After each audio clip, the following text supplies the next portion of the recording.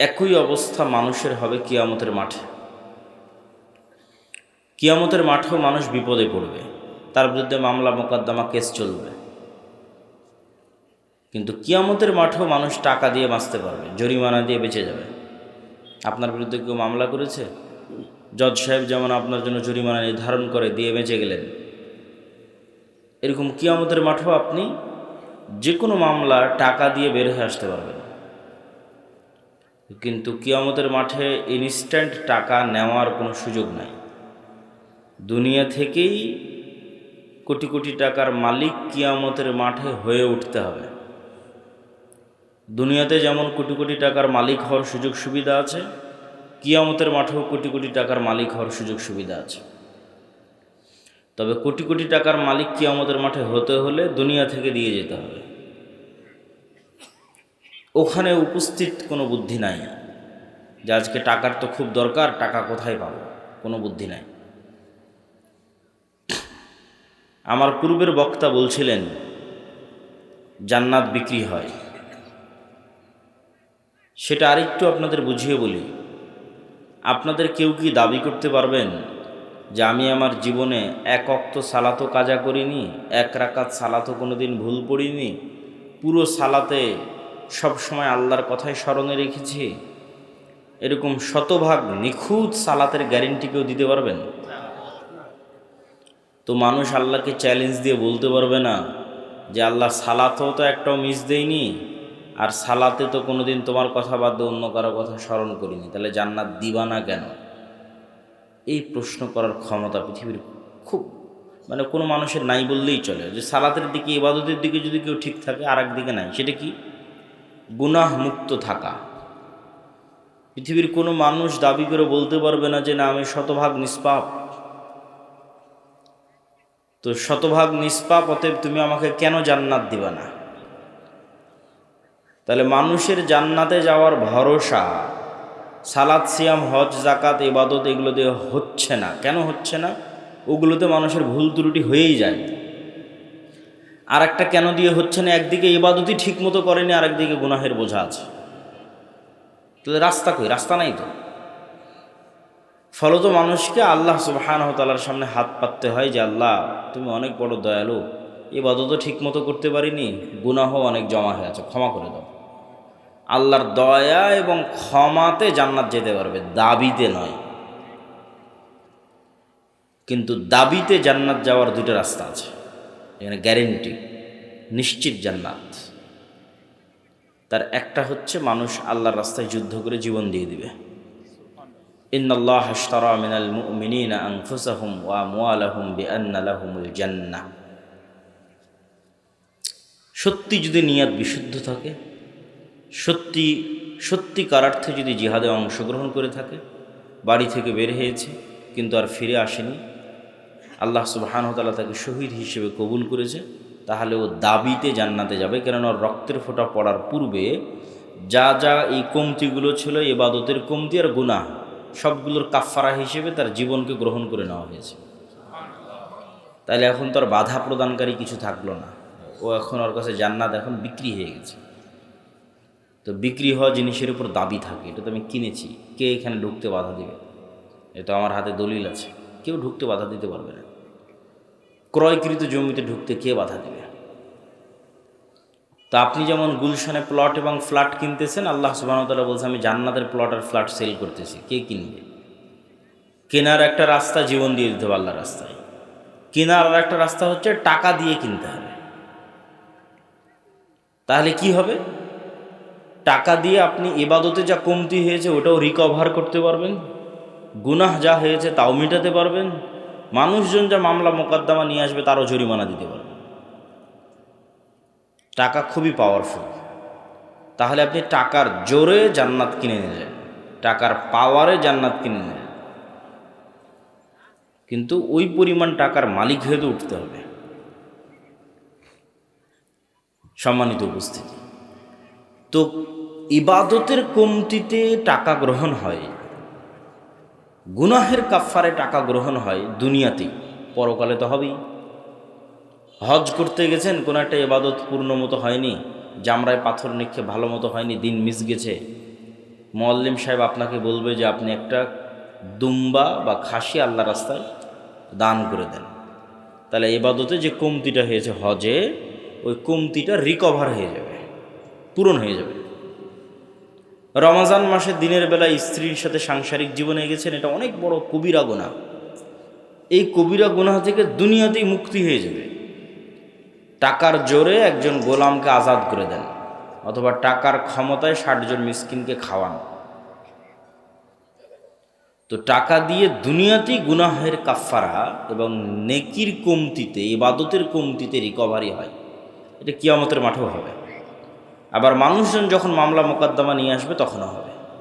ফলত কিয়ামতের মাঠে নিশ্চিত জান্নাত পেতে হলে ঘরে বসে থাকার সুযোগ নাই, প্রচুর পরিমাণে হালাল উপায়ে টাকা ইনকাম করতে হবে, আর প্রচুর পরিমাণে সেই টাকা আল্লাহর রাস্তায় দান করতে হবে।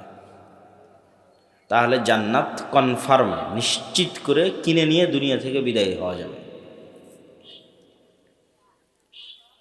তো জান্নাত বিক্রি হয়, এটা বুঝালাম। গোলামি থেকে মুক্তির জন্য অর্থনৈতিক মুক্তি জরুরি, এটা কেন? রাসূলুল্লাহ সাল্লাল্লাহু আলাইহি ওয়াসাল্লাম যখন মক্কা থেকে হিজরত করে মদিনায় আসেন, তখন মদিনার সকল টাকা পয়সার মালিক ছিল ইহুদিরা। বাজার ঘাট সব কিছুর কেন্দ্র তাদের হাতে। এখন মদিনা সনদের চুক্তির ভিত্তিতে মুহাম্মদ সাল্লাল্লাহু আলাইহি ওয়াসাল্লাম মদিনা নামক রাষ্ট্রের প্রধানমন্ত্রী। এখন প্রধানমন্ত্রী আমি, কিন্তু টাকার কন্ট্রোল আমার হাতে নাই, তাহলে এই দেশ আমি চালাতে পারবো না, সম্ভব নয়। ওটাকে বলা হয় ঢাল নাই, তলোয়ার নাই, নিধিরাম সর্দার। নামকা অস্তে বসে আছে, কিন্তু ক্ষমতা প্রয়োগের মাধ্যম নাই। তো মুহাম্মদ সাল্লাল্লাহু আলাইহি ওয়াসাল্লাম খুব ভালোভাবে জানতেন যে মদিনার টাকার কন্ট্রোল যতক্ষণ আমার হাতে না আসবে, ততক্ষণ এই মদিনায় প্রকৃত শাসন তৈরি করা কঠিন আছে।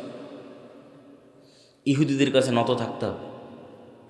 এই জন্য রাসূলুল্লাহ সাল্লাল্লাহু আলাইহি ওয়াসাল্লাম প্রথম আদেশেই আনসার এবং মুহাজিরদের মধ্যে মোয়ালাত, আল ওয়ালা, মোয়ালাতের সম্পর্ক তৈরি করে দিলেন, যে প্রত্যেক আনসার তার যা সম্পদ আছে সেটার একটা অংশ মুহাজিরদের দিয়ে দিবে। কারো 10টা উট থাকলে 5টা দিয়ে দিবে, কারো 10 বিঘা জমি থাকলে 5 বিঘা দিয়ে দিবে। কেন? আনসারীরা কৃষক আর মুহাজিরেরা ব্যবসায়ী। যারা মক্কা থেকে আল্লাহর নবীর সাথে এসেছে, এদের রক্তে ব্যবসা আছে। স্বয়ং রাসূল সাল্লাল্লাহু আলাইহি ওয়াসাল্লাম ব্যবসায়ী। তাহলে মদিনার টাকার কন্ট্রোল হাতে নিতে হলে ব্যবসা করা লাগবে, কৃষি কাজ করে হবে না। আর মদিনার আনসারীরা কৃষক, অতএব ওরা ওদের সম্পত্তি অর্ধেক অর্ধেক করে মুহাজিরদের বুঝিয়ে দিক, মুহাজিররা ওইটা নিয়ে ব্যবসা শুরু করবে। অল্প কয়েকদিনের মধ্যে মদিনার টাকার কন্ট্রোল চলে আসবে মুহাম্মদ সাল্লাল্লাহু আলাইহি ওয়াসাল্লামের সাহাবীদের হাতে। হলেও তাই। আল্লাহর নবীর জীবদ্দশাতে ওসমান বিন আফফান, আব্দুর রহমান বিন আউফ, জুবাইর ইবনুল আওয়াম, এরা মদিনাতে কোটিপতি হয়ে গেল। এবং টাকা দিয়ে যে গোলামি থেকে মুক্তি হয়, রাসূলুল্লাহ সাল্লাল্লাহু আলাইহি ওয়াসাল্লাম যখন মসজিদে নববীর জায়গা নির্ধারণ করলেন, তখন এই মসজিদে নববীর সামনে একটা কুয়া ছিল, যে কুয়ার মালিক ইহুদি। এখন আজকেই সৌদি আরবের সবচেয়ে বড় সমস্যা পানি। তাদের 1500 বছর আগে পানির কি প্রয়োজন ছিল মরুভূমির দেশে, আর মুসলমানদেরকে ওযু করা লাগে 5 বার। তো মুহাম্মদ সাল্লাল্লাহু আলাইহি ওয়াসাল্লাম কি ইহুদির কাছে নত হয়ে বলতে হবে, বাবা ইহুদি, আমার মুসলমানেরা তো উজু করবে, তো তোমার কুয়াটা একটু ব্যবহার করতে দিতে হবে, একটু দিবা? এই যে নত হওয়া, এই নত হওয়াটাই তো গোলামি। রাসূলুল্লাহ সাল্লাল্লাহু আলাইহি ওয়াসাল্লাম বললেন, কে আছে এমন যে এই কুয়া জান্নাতের বিনিময়ে কিনে দিতে পারবে মুসলমানদের জন্য? ওসমান ইবনে আফফান রাদিয়াল্লাহু তাআলা আনহু তার নিজের টাকা দিয়ে এই কুয়া রাসূল সাল্লাল্লাহু আলাইহি ওয়াসাল্লামের আদেশে কিনে দিলেন। তাহলে ওসমান যদি টাকা ইনকাম না করত, আর সেই টাকা দিয়ে যদি কুয়া না কিনে দিত, তাহলে ইহুদির কাছে অনুরোধে মাথা নত হতো মুহাম্মদ সাল্লাল্লাহু আলাইহি ওয়াসাল্লামের। টাকার জোরে সে মাথাটা নত হলো না। এটাই স্বাধীনতা। ফেরাউন বানু ইসরায়েলকে গোলাম বানাতো তার একটা পদ্ধতি, অনেকগুলো পদ্ধতির একটা পদ্ধতি টাকা। সেটা হচ্ছে কারুনকে দিয়ে প্রচুর পরিমাণে সুদি লোন দিত, সুদের উপর লোন দিত। সুদের উপর লোন দিলে মানুষকে দ্রুত গোলাম বানানো যায়। তো এইটা একটা পদ্ধতি ছিল, টাকার কন্ট্রোল নিজের হাতে রেখে সুদের উপর লোন দিয়ে বানু ইসরায়েলকে গোলাম বানানো। মুহাম্মদ সাল্লাল্লাহু আলাইহি ওয়াসাল্লামের জীবদ্দশায় যে যুদ্ধগুলো হয়েছে, এই যুদ্ধগুলোকে আপাত দৃষ্টিতে দেখলে মনে হয় যে এটি ধর্মযুদ্ধ, হক আর বাতিলের যুদ্ধ। কিন্তু বদরের যুদ্ধের ইতিহাস পড়ে দেখেন, বাস্তবে কিন্তু এটা অর্থনীতির যুদ্ধ, টাকার দ্বন্দ্ব, টাকার যুদ্ধ। অন্তত বদরের যুদ্ধের ক্ষেত্রে হক বাতিল তো আছেই, কিন্তু শুরুটা হয়েছে কিভাবে দেখেন। এখান থেকে কেবলা কি পিছন দিকে, এইদিকে? এখান থেকে যদি কেবলা এইদিকে হয়, তাহলে আমরা ধরে নিই এই যে এটা হচ্ছে মক্কা, এটা হচ্ছে মদিনা, আর এটা হচ্ছে সিরিয়া, বা আমি যে পারে বসে আছি এটা সিরিয়া, ফিলিস্তিন, জেরুজালেম। আর ওই পাশে এটা হচ্ছে সমুদ্র, লোহিত সাগর। তো ওই মক্কা থেকে আদিকাল থেকে মানুষেরা ব্যবসা করার জন্য এই সিরিয়াতে আসতো, সমুদ্রের ধার দিয়ে, সাইড দিয়ে, কিনারা দিয়ে। আমাদের নবী মুহাম্মদ সাল্লাল্লাহু আলাইহি ওয়াসাল্লাম নিজে স্বয়ং তার চাচা আবু তালেবের সাথে এই রাস্তা দিয়ে সিরিয়াতে ব্যবসা করতে এসেছে। তো এখন মুহাম্মদ সাল্লাল্লাহু আলাইহি ওয়াসাল্লাম যখন মক্কা থেকে হিজরত করে মদিনায় চলে আসলেন, মদিনায় আসার পরে তিনি ওই যে ব্যবসায়িক রাস্তা, ওই যে ব্যবসায়িক রুট, ওই ব্যবসায়িক রুটটা বন্ধ করে দিলেন।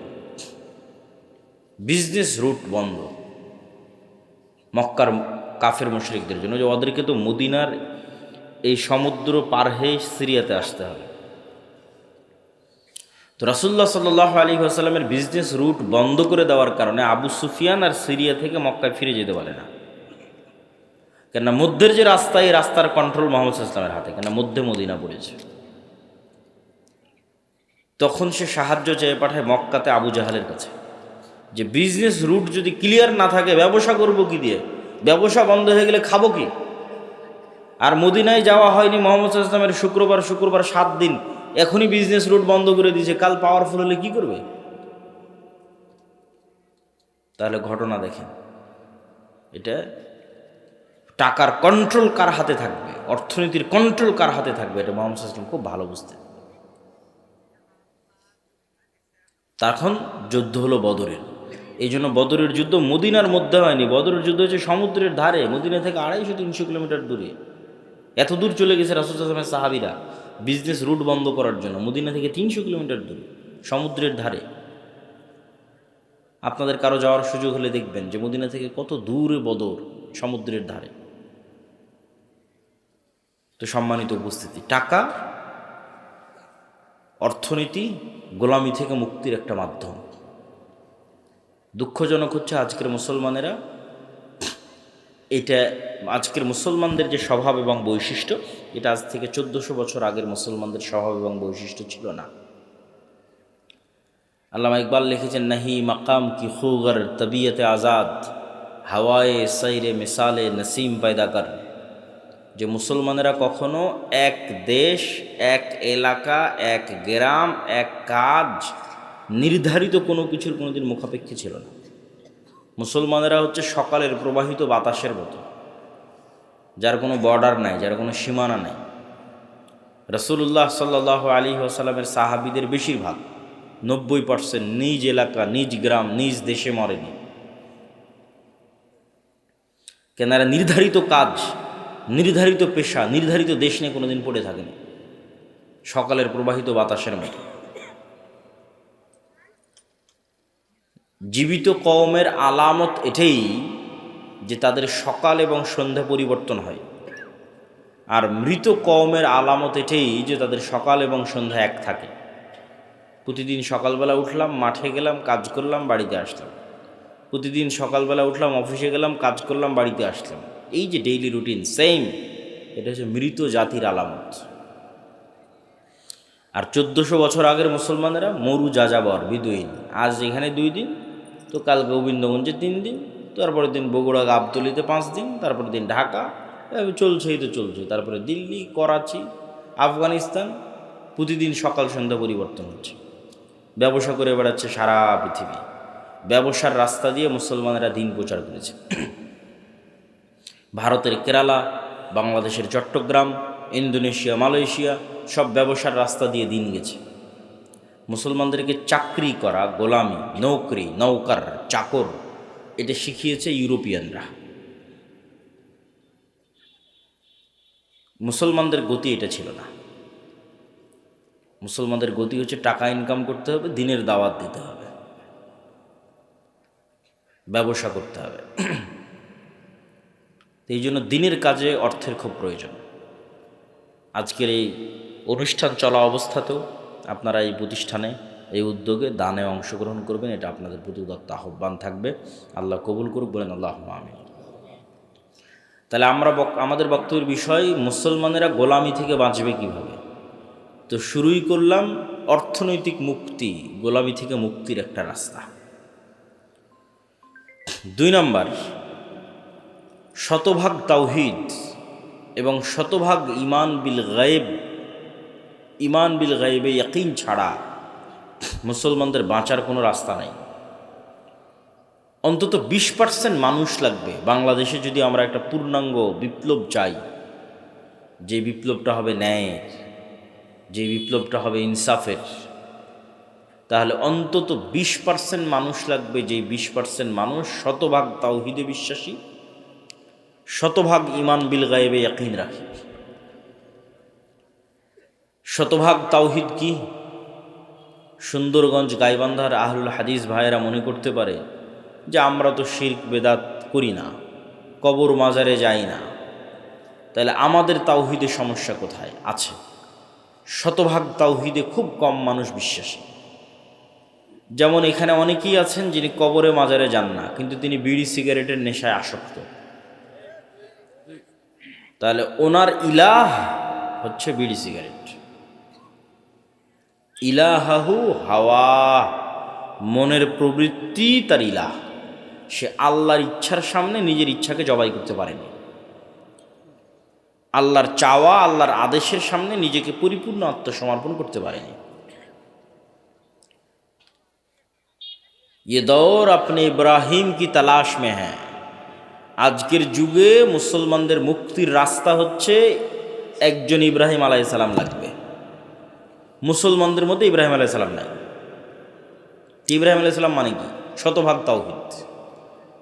তো মুসলমানদের মুক্তির রাস্তা ইব্রাহিম আলাইহিস সালামের মতো হতে হবে, শতভাগ তাওহীদপন্থী হতে হবে। আপনি টাকার জন্য, দুনিয়া এবং বস্তুবাদী চিন্তাধারার জন্য হালাল হারামের চিন্তা চেতনা বাদ দিয়ে দিয়েছেন, ক্ষমতার জন্য বাদ দিয়ে দিয়েছেন, নারীর জন্য বাদ দিয়ে দিয়েছেন, বিড়ি সিগারেট নেশার জন্য বাদ দিয়ে দিয়েছেন। তাহলে এগুলো প্রত্যেকটাই দাসত্বের জিনজির, এগুলো পূর্ণাঙ্গ তাওহীদের প্রমাণ বহন করে না। যখন আপনি সব কিছু থেকে মুক্ত, আপনার হৃদয়, আপনার কলব যখন টাকার প্রাধান্য থেকে মুক্ত, টাকার আধিপত্য থেকে মুক্ত, দুনিয়ার খ্যাতির নেশা থেকে মুক্ত, দুনিয়ার ক্ষমতার লোভ থেকে মুক্ত, নারীর নেশা থেকে মুক্ত, বিড়ি সিগারেট জুয়া ফ্রি ফায়ার পাবজি এগুলোর নেশা থেকে মুক্ত, এই কলব শুধু ওটাই পছন্দ করে যেটা আল্লাহ পছন্দ করে, শুধু ওটাই ভালোবাসে যেটা আল্লাহ ভালোবাসে, ওটাই করতে মনে চায় যেটা আল্লাহ সুবহানাহু ওয়া তাআলা বলেছেন, ওইটাকে ঘৃণা করে যেটাকে আল্লাহ সুবহানাহু ওয়া তাআলা ঘৃণা করেছেন। এইভাবে যখন ইব্রাহিম আলাইহিস সালাতু ওয়াস সালামের মতো হয়ে যাবে, এবার গোলামি থেকে মুক্তির রাস্তা শুরু হয়ে যাবে। রাষ্ট্র কিভাবে তৈরি হয়? ইবনু খালদুন লিখেছেন, রাষ্ট্রের অন্যতম একটা ভিত্তি হচ্ছে আসাবিয়া, কোনো নির্দিষ্ট একটা জিনিসের উপর কঠোরতা। পৃথিবীর সব রাষ্ট্র কোনো না কোনো একটা জিনিসের উপর কঠোর হওয়ার মাধ্যমে ওই রাষ্ট্র গড়ে উঠেছে। যেমন এখনকার যত নেতা দেখতে পাবেন বাংলাদেশের অথবা এরকম মুসলিম দেশের, সবার মুখে দেখবেন জিকির চলে, গণতন্ত্র, আমরা গণতান্ত্রিক রাষ্ট্র তৈরি করব, গণতন্ত্রের জন্য আন্দোলন করেছি, গণতন্ত্রের জন্য জীবন দিয়েছি, গণতন্ত্রমুখ। তাহলে এই রাষ্ট্রটা তৈরি করা হচ্ছে গণতন্ত্রের উপরে, এটাই আসাবিয়া।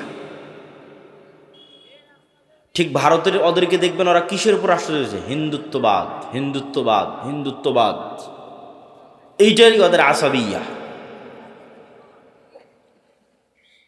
তো আপনি মুসলমানেরা ততক্ষণ পর্যন্ত স্বাধীন হতে পারবেন না যতক্ষণ না আপনি আপনার দিনের উপর কঠোর হতে পারবেন।